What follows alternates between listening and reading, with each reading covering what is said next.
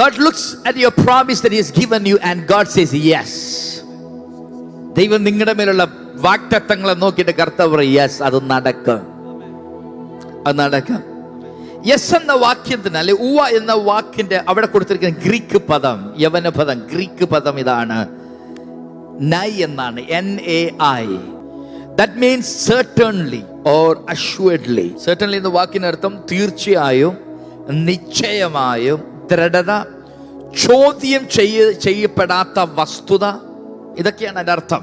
Yes എന്ന് കർത്താവ് പറയുമ്പോൾ കർത്താവ് പറയുന്നത് തീർച്ചയായും, നിശ്ചയമായും, ഉറപ്പായും നിന്നോട് ഞാൻ പറഞ്ഞ വാഗ്ദത്തങ്ങൾ സകലതും ഞാൻ നിറവേറ്റുക തന്നെ ചെയ്യും. ആ ഉറപ്പ് ഞങ്ങൾക്കുള്ളത് കൊണ്ട് ഞങ്ങൾ പറയും ആമേൻ പറയും. എന്തിനു വേണ്ടിയാ?